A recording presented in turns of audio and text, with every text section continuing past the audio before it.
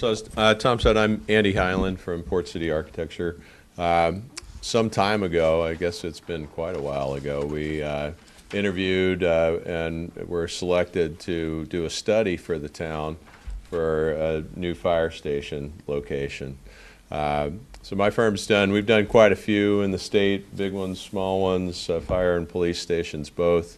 Port City, we've probably done about 15 or 20 public safety projects in Maine and towns similar to Berwick over the last 5 years. Starting out in this project, we took a look at we started looking at some sites, and so the existing fire station's like right in town on a very small site. There's really no room to expand. The facility was created for really old apparatus. Apparatus are much larger today. And the in-town location makes it difficult to respond to cars with some of the traffic and trying to weed through the local streets.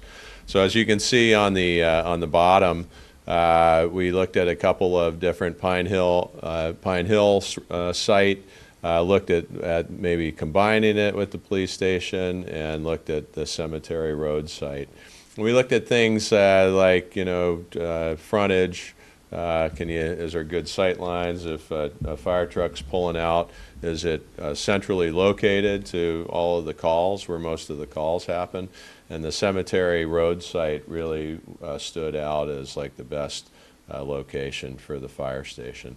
So you can see it's across from the historic, there's a historic chapel there, and the site's just really directly across from that, from the cemetery, and about 6 acre, and it's a good usable site as well.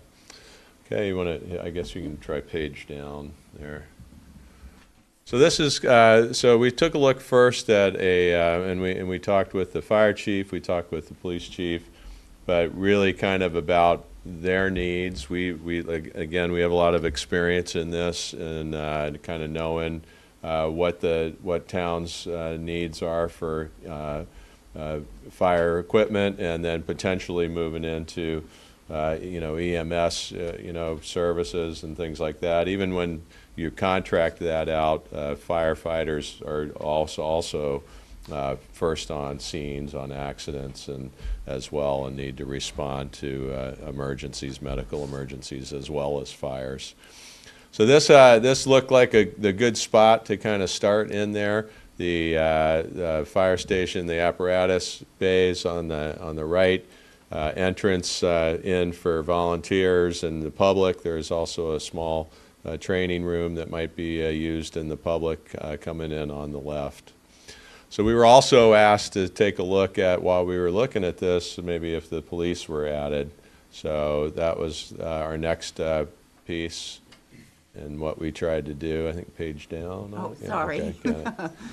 So the way we organized this was to really put any combined areas. And when you do a public safety building, you can kind of combine some areas. There's not necessarily the locker rooms, but you can combine fitness center, combine training rooms. And there's a lot of training that goes on these days in both police and firefighting. It's not like it used to be. I think most departments probably train like once a week. It's a really demanding profession, especially when you're on a call company and a volunteer.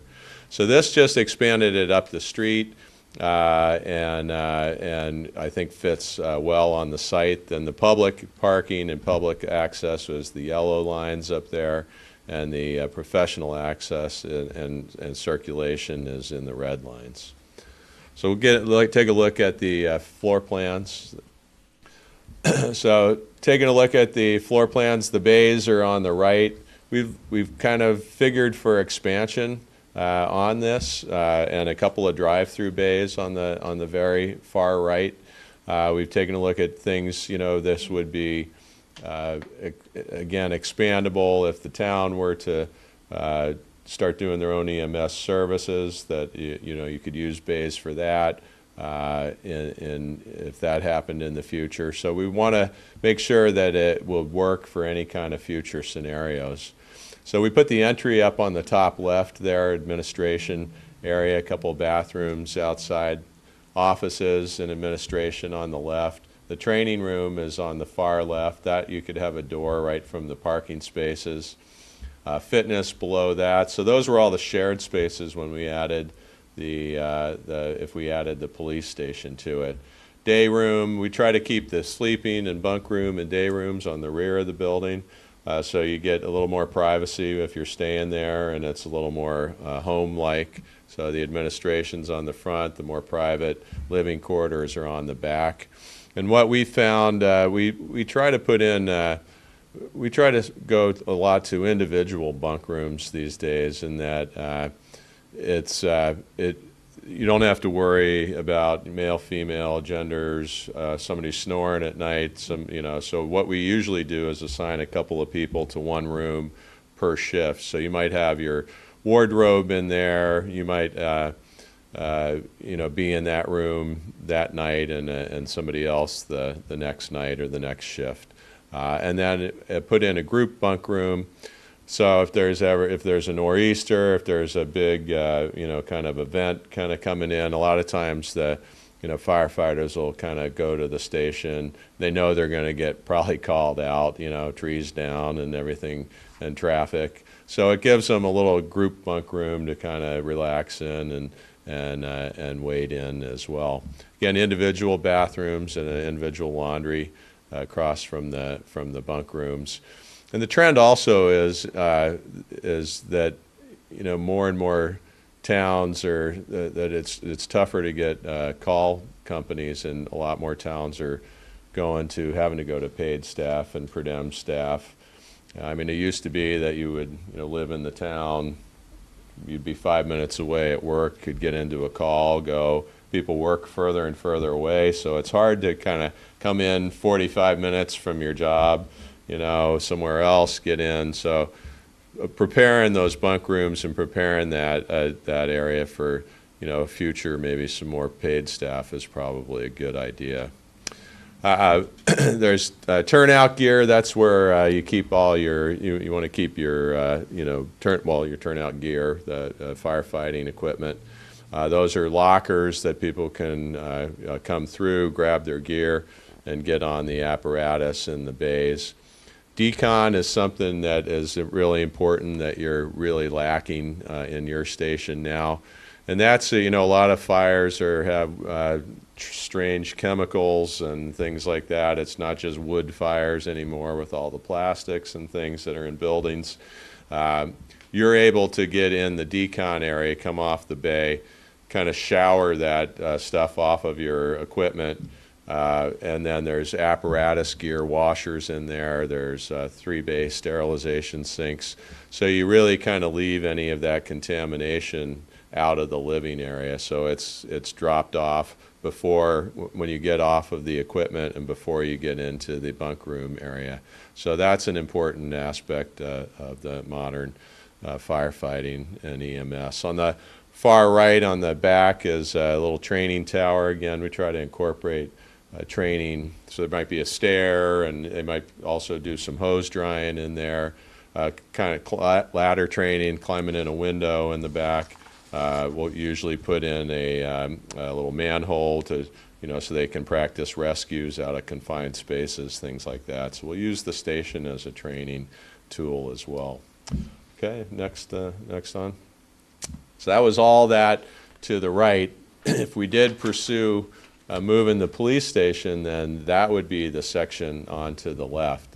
So you would share that entrance in the middle of the building. There'd be a police admin on the left, office space, division commanders, captains, chiefs, detectives down the side, and all the way to the patrol in the back. And locker rooms in the center of the building.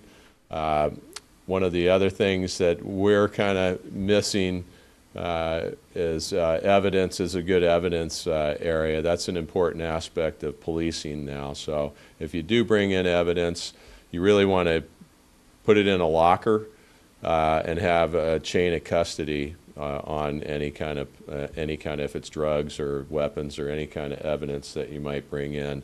So this the evidence drop is the first one there, and once it goes in, then the then there's only usually one officer assigned that'll kind of process that evidence. It might need to be dried out. You might need to lift fingerprints off of something. And so that gets processed in the lab and then stored securely in the middle of the building. So that prevents people from, claiming that their evidence was tampered with when you really kind of restrict it to a single person. Sally ports in the back, so if they do bring somebody in for booking, there's a secure garage, and that they would take somebody out of the back of the car. Booking room in the back with the patrol room, so you always have other patrol officers nearby if somebody got unruly. Holding cells, what are just a short-term holding cells, like 4 hours at max in the booking area. And then also a couple of heated, garages too. Again, if there's a nor'easter or some big winter storm, you need some cruisers ready to go, and you can't run out there and spend 10 minutes sweeping them off. You got to have them ready when you're ready. So that was so in this in the square footage here, the fire station's about 17,000 square feet, all on one floor, and the police is about 10 on the left. Okay. This one I may have to bring the microphone over, so we're going to open up. So I just wanted to kind of go through. Excuse me. So I just wanted to give you a kind of 3D view of the project. So this is our what our conceptual drawings are for just if we just did the fire station. So that's going to be somewhat challenging here, keeping the mic. Yeah, maybe. Thank you. Thanks. I need a third hand on to manage all this. There's a mic right on the desk. Oh, is there? Okay, great. Thank you. Okay. Hello? Am I on? Okay, great. Thanks.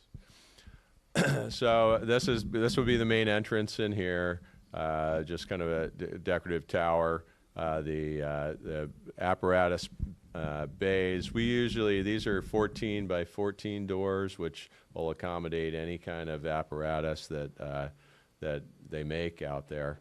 A lot of towns, and yours included, I think, when you don't have a big enough door, you end up needing to buy modified apparatus, which costs a lot more money to make it shorter, smaller, narrower than just the kind of basic firefighting equipment that they sell. So we kind of put a decorative front on here. We've done some sloped roofs to the back that would have rooftop units, and this would hide them in the rear. This would be the side entrance into the training area if we did just the fire station.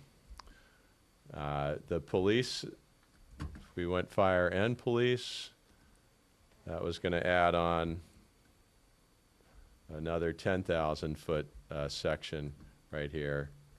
So it gets fairly bigger, but it's still, the site can accommodate the police as well. So you'd still have a central commons shared area for the police and fire.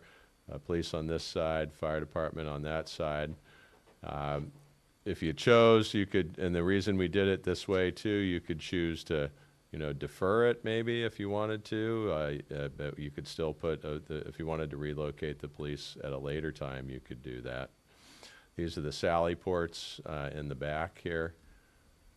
Sorry, when I get stuck in a tree, it's kind of, I feel like a kite. And then this is the back of the fire department with two. Then this is the training tower in the back. I'm gonna cheat and zip back around here. Maybe, there we go. So that's kind of our conceptual look, kind of wood framed building with brick veneer, hardy plank siding. So we want to give you materials that'll last, that you're not looking at doing a lot of capital replacements in the future. that have a, we're trying to pick up a municipal look, but something that's also kind of in keeping, with Berwick as well. So coming back to, oh, well, actually, no, before I get there, I need to, want to go on here as well. So as an option, one thing that we kind of went through, and we're not going back to that one again. It's better if I sit up here. So instead of, as an option, instead of building a brand new police addition on the fire station, we took a look at the existing police building where it is. And we talked to the police chief about, are there ways that we could maybe remodel your existing building. The chief likes the building in town, in its location. It gets a lot of walk-in traffic. And the police they're not all in the building waiting to respond. They're always out in their cruisers. So it's different from the fire department that are, have the apparatus in the bay and need to get out of the town that quickly. So this is kind of the way it was remodeled. The gym kind of area, old gym on the left, it currently stands that it's not remodeled. We talked to the police department. They were looking at maybe turning that into a sally port, adding in the connection between the two buildings, maybe 3 cells, and making some renovations in the building itself. We kind of thought maybe there was a little bit better idea, and that would be the next page. And that would be putting the sally port on the right, because as you come in right now, booking is on the right, so that would take somebody from a sally port into booking, remodeling and putting the holding cells in on the right, and then putting evidence processing in the front of the building. So I don't have my pointer with me, but it was just some interior remodeling, a small addition. Oh, there you go. And where do you want me to go? so that, yeah, this whole area on the bottom right, and right there where you have the hand, right now is the kind of training room and meeting room. What we would propose would be to just kind of fix up the existing gym and make that a large kind of training and meeting room, and maybe potential community room as well. So adding a few bathrooms on that side. It's just another idea. We haven't really, the committee's not gone, one way or the other on it. But either of these, Plan A or Plan B, would be substantially less expensive on the police side. And I think that you have put some money into the building already, so it would kind of just build on what you've already done in there. So, so with that, now I just need to go to one more PDF. Now I'll just click it on here.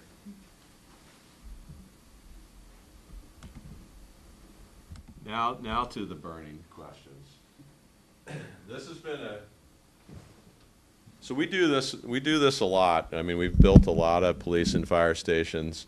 We have a lot of a dollar history in knowing what buildings. We did Saco, Cumberland we just finished, Waterville, Sanford Police. We've done quite a few. We have a good history of prices.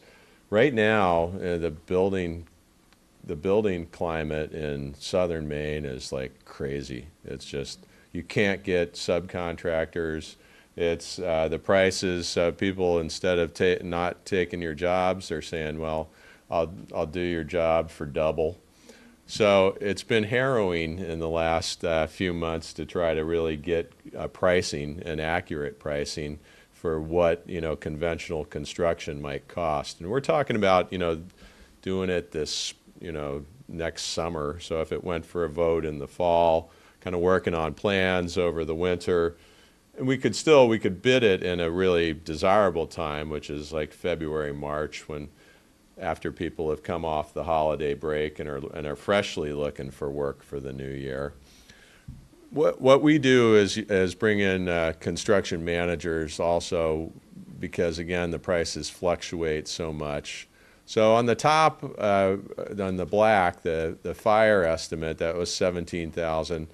The construction manager, Landry French, that we hired, they came in with some of the highest prices that we've seen in a long time, which was $279 a square foot for just the building construction. When we say total project cost, that means all the fees, the surveys, the furniture, the appliances, the generator, the IT equipment, the TV sets, everything else. So really, we look at total project cost in there. You can't just get into a building and sit on boxes. You need to have the equipment and the technology to really run the department.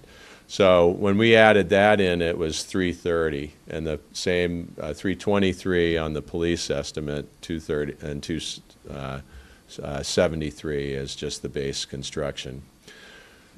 When you look down further, Cumberland Fire Station in our recent project data, so we just finished that building. We just had the dedication last week, or this weekend actually. It was Saturday we had the dedication.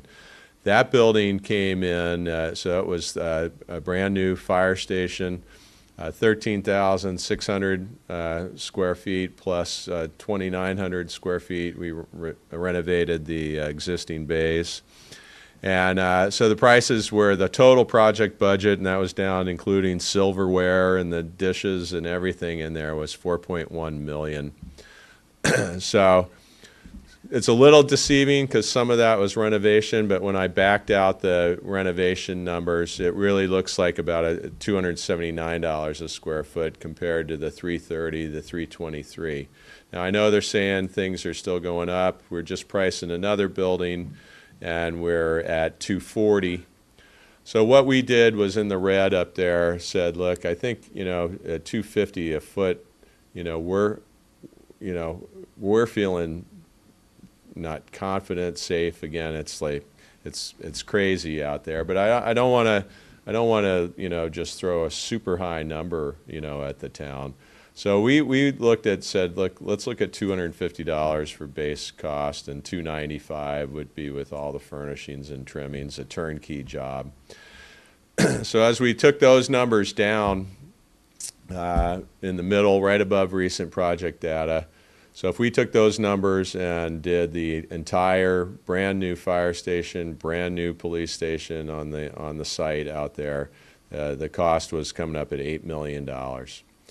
If what we think is a better option for the town is option A or B, and that's put some money. So the option A was kind of what the police had talked to us about. We think for a little bit more, that we can actually do a much better job at get a lot of value. So we're really kind of recommending as the consultant, it would be the bottom one, the total new fire station and police option B for 5.5.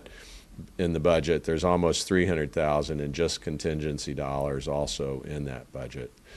And also, as another option for the town, I've run it by some pre-engineered builders, Patco. I think the town manager had talked to Sheridan. They're running into some of the same problems because they still have to hire excavators, whether you're doing a pre-engineered building or a conventionally built building. Patco had just priced, just like a couple of weeks ago, a Limerick fire station. And they were, in the pre-engineered sense, we're looking at more like $200 a square foot for the construction cost of it, which would bring that down. So we were looking at $250.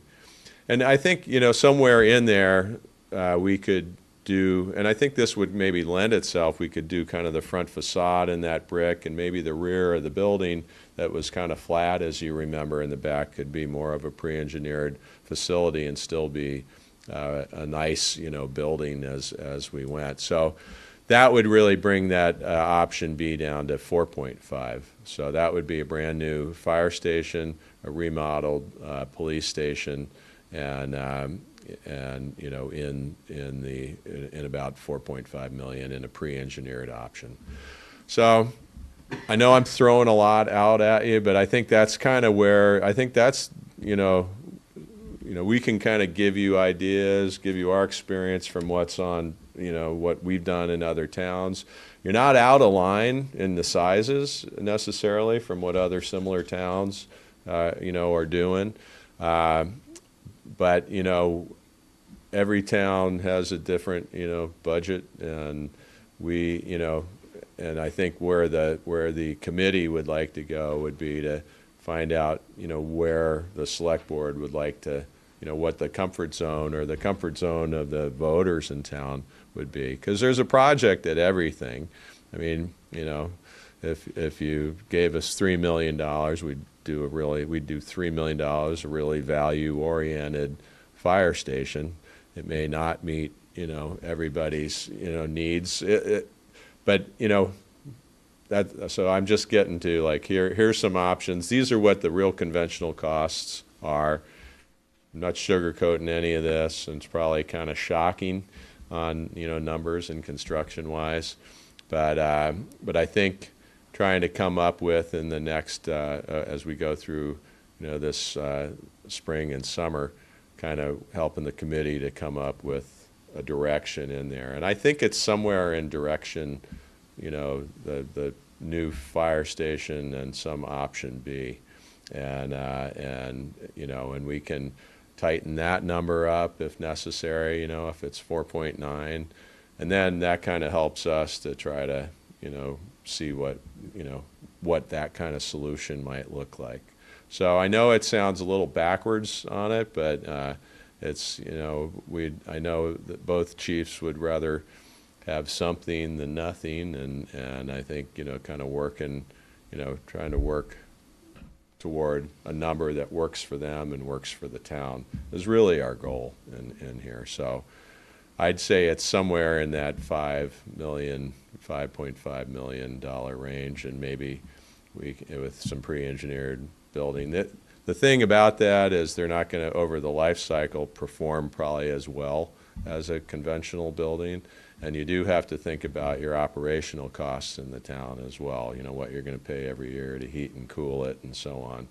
So our recommendation at this point would be the 5.5, the new fire station, and a nice remodel in the police station. So that's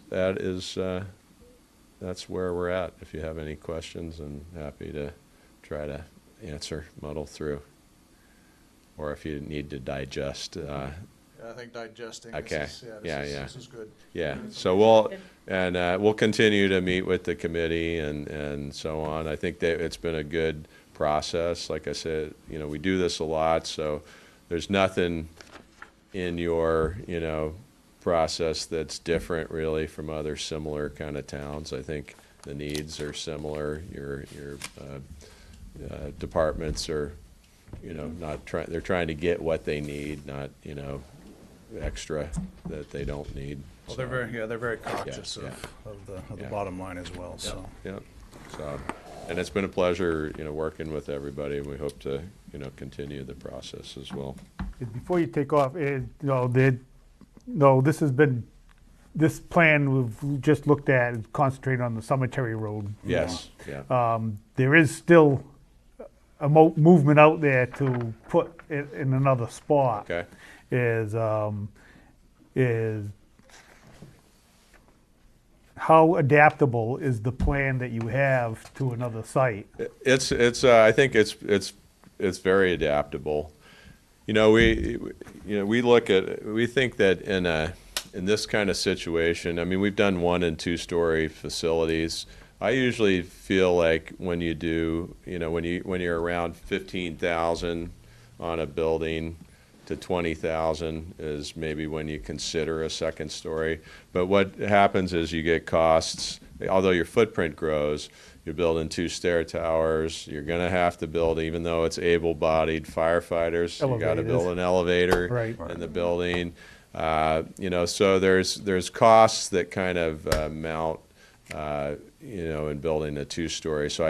So the other good thing about the 1-story piece, and it keeps everybody kind of on the same level. You're interacting, the chief's interacting, they're not up on the second floor away from everybody else.